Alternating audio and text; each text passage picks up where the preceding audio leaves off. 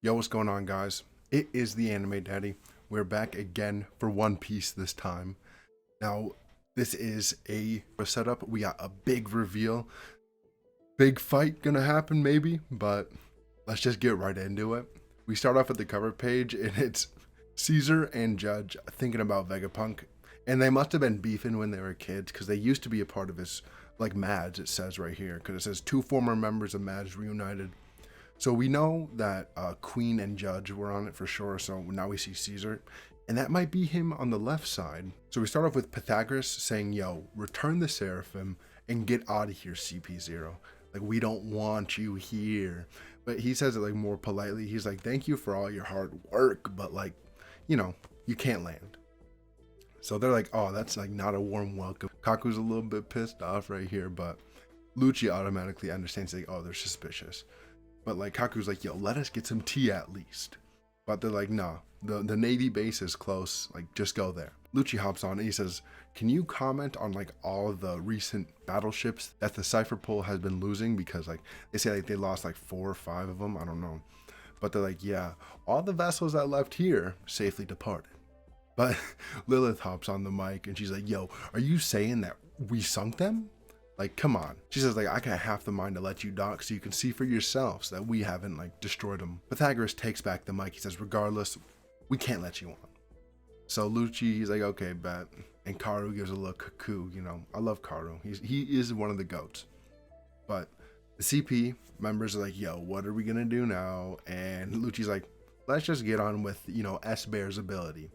So, like, a few chapters ago, we got the reveal of S-Shark, for like Seraphim Shark, and it's pretty confirmed that all the Seraphim are codenamed like after their animal counterparts, because all of the warlords were named after animals like Doflamingo, Gecko Moria, Crocodile, like Mihawk, Kuma, like you can see it all there. I mean, Buggy, he's a goat. That's what he is. Yeah, but but they all call him S Bear. So they're like, "Yeah, we're gonna use his ability." Like, "Oh, okay." And we cut Kamabaka Kingdom, where we can see the real Kuma. We know it's the real him because he has a devil fruit, and he smacks himself. Poof, he's gone. We cut back to the junkyard. Luffy's like, "You really want us to leave with you? Like, isn't this your lab? Like, don't you want to stay here?" And Vegapunk, he's like, "Nah, I spent all the government's money, all the money I could on this, but I don't really care about it. Like, the real goal for him, and this is his like dream, it gets revealed, he wants to make a world where free energy is like available to everybody, because if he does that, then like science will be able to like advance very quickly." But like we see Luffy, he don't have a clue what's being said. He did not comprehend the last sentence. All he knows is that's what Vegapunk wants to do. He doesn't know what it is and why, but he don't care. He says, "You basically want to give stuff away to everybody." That's all Luffy thinks. He don't really care. But Luffy probably thinks that that's a good thing to do because it's free. But Jinbei goes on to say that like nations go on to war like because of natural resources and like energy reasons and stuff. And it's real today too. Like I feel like Oda is inserting more stuff from today, like nowadays in our society, because the energy crisis is sort of real in some way or another. But yeah, we use up fossil fuels and stuff. But Vegapunk says like, yeah, if they open up their eyes, like the world around us is teeming with this insane natural energy. And he's like, if that raw power can be converted into more accessible form, then like people will be able to like make science amazing, and conflict would never arise ever again. And he's doing this little like he's doing this pose like it's pretty lit. The sun shining down on him. But Luffy's like, "Okay, I don't really care." But Luffy, he's like, I mean, it's great you want to make people happy, but like, I don't care about being a hero, to be honest. Like, I'm a pirate, and I don't really know why you want to leave either. And Vegapunk, we get the reason why he wants to leave, and he says, like, "My quest to further understand energy led me to like investigate this like giant thing and its fuel source, because it was super like futuristic and stuff." So his curiosity piqued into searching about that history. And after Clover died, he searched even more and figured out about the Void Century and all this stuff. So he knows the real history, I'm pretty sure. But then we hear a big boom and like some screaming, and CP0's here. So Vegapunk's like, I know too much. The government wants to kill me, just like Ohara. So he's like, that's CP0, and Luffy doesn't know about CP0 yet. So he thinks it's CP9, but he gets explained to this now. But like Jinbei, he tells us something sort of new. I'm pretty sure he says they're the division that stands above the rest, and they're historically the harbingers of catastrophe. Interesting thing. But they still got the Seraphim there. I wonder what they're gonna do. But Kaku's sort of late. He's like, "Oh, the futuristic city," and we cut back.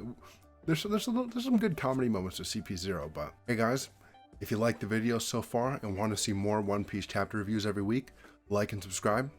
Back to the video. So the regular people that like are just living on Egghead are like, what are the CP0 doing here? Or Cypherpole? Usually they wear black suits because that's what all the CP1 through 9 wear, but CP0 is different because they guard the celestial dragons. CP0 is on the island and everybody's like scared. Obviously, the Straw Hats don't really want to deal with this again, and Sanji's like guarding Robin again because, you know, we love Robin. So basically the sea beasts are destroying the ship because that's what they do out here. And we also get revealed that the Seraphim Kuma has the pawpaw fruit, or the artificial version.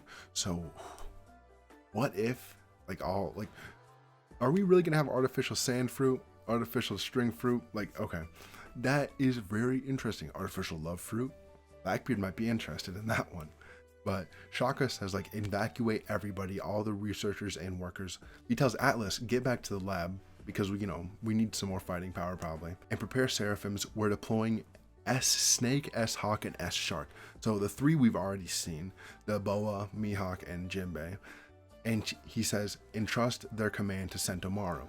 My boy, we haven't seen him for a while, but I guess we're gonna see him again leading the things, and we see these doors opening up in the background, like 1, 2, I think that's 1, but so that means I'm not sure, was the Seraphim Shark 4? I'm not sure, but Vegapunk, we cut back to Vegapunk, the main body. The Vegapunk's like, yo, we sort of gotta go. And Luffy's like, okay, bet. You got a weird head, so we can do this. And Chopper's like, huh? Like, how are you gonna let this happen so quick? But Vegapunk's like, okay, let's head up to the like research stratum, like above the clouds, the lab stratum. And he says like, grab Bonnie too, because we got to bring her. And then he just disappears. I'm pretty sure that's probably his teleporting technology that he used to get stuck into the robot by accident. But everybody's like, what? He's gone. So we cut to the CP0 and they're like, what? It's like a gigantic space monster. And Kaku wants to like hit it. So he Tempest kicks it, and like Stussy already knows it's a hologram, so I'm pretty sure that she's been here before and she knows about this technology and stuff. But Kaku, he says he's gonna go up to the top, and Stussy's like, yo, those 2 lines, can you see them? And then they are a thing that triggers a laser beam. Anybody who goes higher than that gets shot out with the air with a laser. And she knows the name of it and stuff. So Stussy's basically trolling Kaku and them, and she's like, you know, you got to be more aware. Like, this is the greatest scientist of all time. Like, you think he would have some defensive measures.